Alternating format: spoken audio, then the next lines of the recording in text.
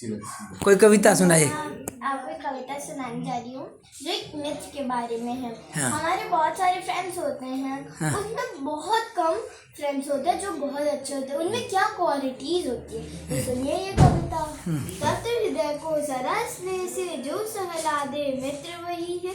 रूखे मन को सराबोर कर जो नहला दे मित्र वही है। अशुभ प्रिय वियोग संतप्त चित्त को जो दहला दे मित्र वही है। अशुभ की एक झलक से जो दहला दे मित्र वही है। Thank you. ये लिखी कितने कविता है तो बताओ। ये कविता लिखी है मंत्री शरद गुप्त जी ने। Oh very good. कैसा ना ये अलंकार जी, आजकल के बच्चे इंग्लिश की कविताएं याद करते हैं, लेकिन अपने बच्चों को अगर हिंदी की कविताएं ऐसी याद कराएं तो क्या लगता है? देखिए, हमारी मातृभाषा हिंदी है, हमारे सारे संस्कार संस्कृति सब हिंदी में ही है। हाँ। अंग्रेजी बुरी भाषा नहीं है, लेकिन समस्या यहाँ पर आ जाती है कि आप सिर्फ अंग्रेजी को रटवाने के माध्यम से इस्तेमाल करते हो कि आप मंच पे बच्चा आपका खड़ा हो जाए और सिर्फ इंग्लिश में रटाए हुई कविता पढ़ ले।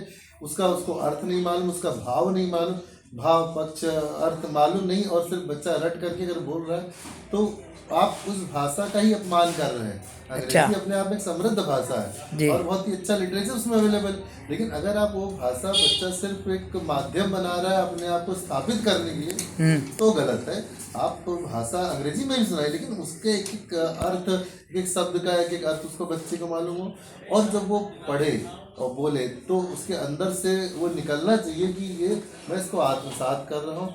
जैसे इसने कविता सुनाई है मित्र के ऊपर, मंत्री शरद गुप्त जी की, तो इसको उसके बारे में पता है। मित्र की से पहले भूमिका ही बताई कि हमारे बहुत से मित्र होते हैं, लेकिन जब हम एक अच्छे मित्र की तलाश करते हैं तो उसके अंदर क्या क्या क्वालिटीज़, क्या क्या योग्यता होनी चाहिए।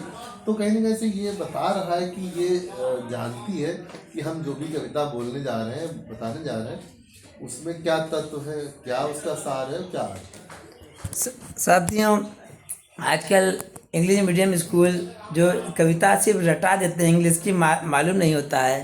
तो मेरे दोस्त अलंकार जी हैं जो ग्रेट इंटरनेशनल राइटर हैं हिंदी के, और अंग्रेजी के अध्यापक हैं, तो कभी कभी इनसे मैं सीखता रहता हूँ।